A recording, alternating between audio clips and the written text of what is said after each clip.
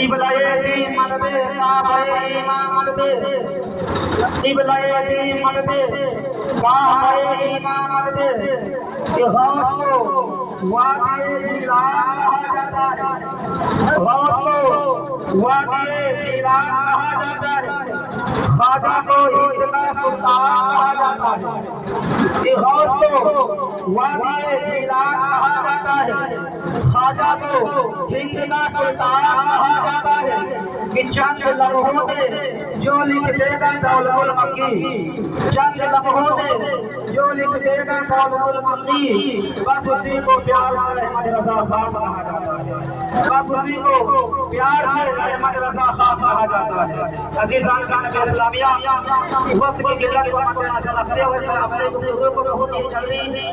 یعنی آغاز کروں گا اور بہت ہی جلدی اس کو ختم کروں گا، کیونکہ ٹائم صرف 20 منٹ کا ملا ہے، اسی حساب سے ہم کو اس کا نچوڑ جوڑنا ہے۔ کوئی پیارے عزیزوں، آپ حضرات بہت ہی مہربانی کے ساتھ سماعت فرمائے۔ ابھی میں نے جس آیت کا قصہ تلاوت کرنے کا شرف حاصل کیا، اللہ تبارک و تعالی جل و علا قرآن مقدس کے اندر ارشاد فرماتا ہے، الا ان اولیاء اللہ لا خوف علیہم ولا هم يحزنون، بے شک اللہ کے ولیوں کو نہ کوئی غم ہوتا ہے نہ ہی کوئی خوف۔ تو پتہ چلا جتنے اللہ کے مقرر بندے ہیں، جتنے اللہ رب العزت کے برگزیدہ بندے ہیں، اس طریقے سے وہ دنیا میں رہ کر کے اپنی زندگی کو گزارا کرتے تھے، جس طریقے سے دنیا میں رہ کر کے عیش و عشرت کی زندگی میں مشغول رہتے تھے، اسی طریقے سے اللہ تبارک و تعالیٰ کے جتنے برگزیدہ بندے ہیں، جتنے مقرر بندے ہیں، وہ اپنے اپنے قبروں کے اندر ویسے ہی ویسے ہی اللہ رب العزت ان کو روزی عطا فرماتا ہے، ویسے ہی اللہ تبارک و تعالیٰ اس طریقے سے ولی اللہ حلال روزی کماتے تھے، حلال رزق کھاتے تھے، اسی طریقے سے اولیاء اللہ اپنی اپنی قبروں کے اندر اپنی اپنی آرامگاہوں کے اندر کی زندگی بسر کرتے تھے اور وہ حلال روزی ہوتی ہے۔ حضرات تو میں بہت ہی کے ساتھ آپ حضرات کے حوالے میں چند حدیث قدسی آپ کے پاس پہنچانا چاہتا ہوں۔ آپ حضرات اپنے دل کو قریب رکھیں اور اپنے ذہن کو حاضر رکھیں کہ آنے والے جشن غوث الورا میں کیا تعمیر کر کے گیا ہے۔ عزیزان نبی اسلامیہ، یہ جو اسٹیج سجایا گیا ہے، اس محفل کو سجایا گیا ہے، یہ سرکار غوث اعظم رضی اللہ تعالیٰ کی ولادت با شہادت کی خوشی میں اس کو رچایا گیا ہے اور اس کو پسایا گیا ہے۔ آخرکار یہ کیا ہے، کچھ لوگ اس سے فتوے نکالتے ہیں، تو اے میرے عزیزوں، کیونکہ ہم اس کا جو آغاز کرتے ہیں وہ قرآن و حدیث کے حوالے سے کرتے ہیں، کوئی بناوٹی قصہ نہیں ہے، کوئی بناوٹی نہیں ہے، بلکہ ہم اس کا جو آغاز کرتے ہیں جشن غوث الورا مناتے ہیں۔ یہ سرکار غوث اعظم کیا ہے، سرکار غوث اعظم کہاں کے رہنے والے ہیں؟ کچھ حضرات کو یعنی کچھ ہمارے معاشرے میں ہمارے جو ہم سے جڑے ہوئے ہیں ان کے سمجھ میں یہ نہیں آتا ہے کہ سرکار غوث اعظم ہے کیا۔ میں آپ کو بتانا چاہتا ہوں کہ سرکار غوث اعظم خود ہستی کا نام ہے، سرکار غوث اعظم رضی اللہ تعالیٰ عنہ ہے تو مادر ذات والی ہے، تو آپ اللہ تبارک و تعالیٰ کی یعنی سب سے شہید ولی ہے، سب سے ولیوں میں آپ کا مرتبہ بلند ہے، سب سے معتبر ہے، سب سے افضل و اعلیٰ ہے۔ سرکار غوث اعظم رضی اللہ تعالیٰ عنہ ملک بغداد میں یعنی ملک بغداد میں جیلان میں پیدا ہو رہے ہیں۔ سرکار غوث اعظم رضی اللہ تعالیٰ عنہ جیلان میں پیدا ہوئے تو کیا دیکھیے آپ ذہن کو قریب کریے، سب سرکار غوث اعظم کی ولادت کا وقت آتا ہے، رمضان کا پیارا مہینہ چل رہا ہے، سرکار غوث اعظم دنیا میں تشریف لاتے ہیں، جب دنیا میں تشریف لائے تو مہینہ رمضان کا ہے، جب دنیا میں آ گئے تو سرکار غوث اعظم نے دنیا میں آنے کے بعد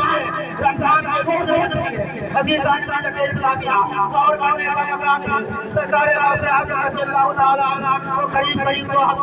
ہفتے کی امیر المؤمنین ہے آپ روزہ سے یعنی عید کا وقت قریب آتا ہے چاند کا وقت قریب آ جاتا ہے محلے کی وقت اور سرکار غوث اعظم رضی اللہ تعالیٰ عنہ والدہ محترمہ حضرت ام خیر فاطمہ کی بارگاہ میں حاضری دیتی ہے شکریہ گزاری کرتی ہے اور عرض کرتی ہے کہ اے غوث اعظم کی والدہ اے ام خیر فاطمہ آپ یہ بتاؤ کہ سرکار غوث اعظم رضی اللہ تعالیٰ عنہ آج دودھ پیا ہے کہ نہیں پیا ہے ان سب کا انتظام تھا اور ان سب کا ایک تجربہ تھا اگر سرکار غوث اعظم رضی اللہ تعالیٰ عنہ اگر دودھ پی لیتے تو محلے والی سمجھ جاتی جتنے محلے کی عورتیں تھی جتنے آپ سے جڑی ہوئی تھی جتنے آپ سے پرجواب تھی یہ سمجھ جاتی کہ آج رمضان کا دن نہیں ہے بلکہ عید الفطر کا دن ہے جب آپ کی بارگاہ میں آتی ہے سرکار غوث اعظم کی والدہ بچے ام خیر فاطمہ سے فرماتی ہے اے ام خیر فاطمہ یہ بتاؤ کہ آج روزہ ہے یا عید کا دن ہے سرکار غوث اعظم رضی اللہ تعالیٰ عنہ کی والدہ یعنی آپ کی ماں حضرت ام خیر فاطمہ فرماتی ہے اے محلے والے عورتوں ٹھہر جاؤ ابھی میں آپ کو ڈسائڈ کر کے بتاتا ہوں آپ کو پکا پتہ بتاتا ہوں کہ آج رمضان ہے یا عید کا دن ہے محلے والی عورتیں آپ کے آنگن میں جمع ہے سرکار غوث اعظم رضی اللہ تعالیٰ عنہ کی ماں حضرت ام خیر فاطمہ رضی اللہ تعالیٰ عنہ سرکار غوث اعظم کو بلاتی ہے اور اپنے دائیں بندہ سرکار غوث اعظم کے منہ سے لگاتی ہے اگر سرکار غوث اعظم کا پیر لیتے ہیں پھر آپ لگاتی ہے پھر پیر لیتے ہیں یعنی تیسری بار سے جب لگایا تو سرکار غوث اعظم نے اپنے منہ کو اپنے ماں کے کان سے پیر لیتے ہیں غیب سے آواز آتی ہے اے ام خیر فاطمہ کہ بچے کو پریشان نہ کرو کیونکہ یہ بلی ہے مادر ذات بلی ہے مادر ذات کا مطلب ہوتا ہے کہ ماں کے شکم سے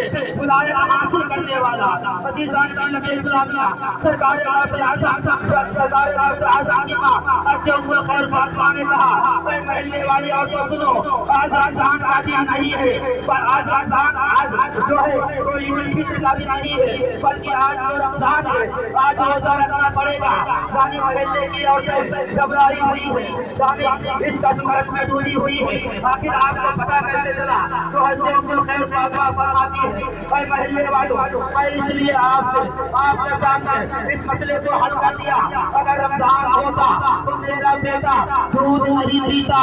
میرا بچہ دودھ نہیں پیتا اگر عید کا دن ہوتا تو دودھ پی لیتا میرا بیٹا سرکار غوث اعظم دودھ نہیں پیا ہے تو سمجھ لو آج عید نہیں ہے بلکہ آج روزہ کا دن ہے عزیزان ملت اسلامیہ تو پتہ چلا اور ہم اس لیے تجربے کرتے ہوتے ہیں کہ جو سرکار غوث اعظم ہے وہ ولیوں سے بھی بڑھ کر کے ولی ہے ولیوں میں سب سے مرتبہ کا اعلیٰ ہے سب سے افضل اعلیٰ ہے عزیزان ملت اسلامیہ جہاں تک نہیں ہے بلکہ سرکار غوث اعظم رضی اللہ تعالیٰ عنہ جب عمر شریف بڑھتی ہے آپ یعنی جاننے کے قابل ہوتے ہیں آپ اپنی ماں حضرت ام خیر فاطمہ سے فرماتے ہیں اے میری ماں کو خیر میں علم دین حاصل کرنے کے لیے بغداد چلا جاؤں آپ کی کیا مرضی ہے سرکار غوث اعظم کی والدہ آپ چاہتی کیا تھی آپ نے کہا اے بیٹا علم دین حاصل کرنا فرض ہے اسی وقت بغداد چلے جاؤ اپنا ساجہ سامان تیار کر لو عزیزان ملت اسلامیہ غور کرنا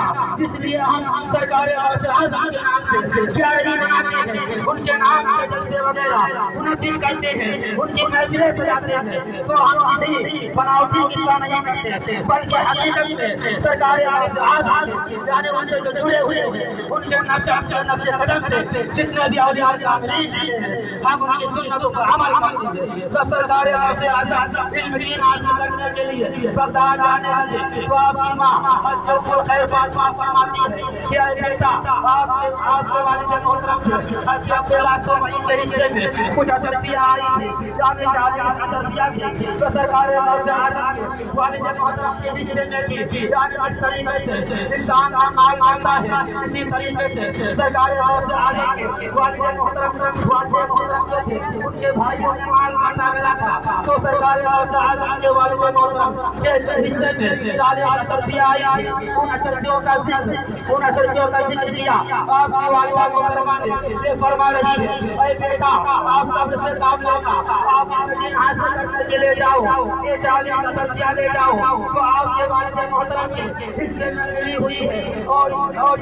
ले जाओ आपके साजो सामान में जहाँ कमी होगी इनको खरीद फरोख्त करके अपना काम चलाना, अपनी तंदुरुस्ती को दूर करना। सरकार आज़म सब अपना साजो सामान तैयार करते हैं, आप तैयारी करने के बाद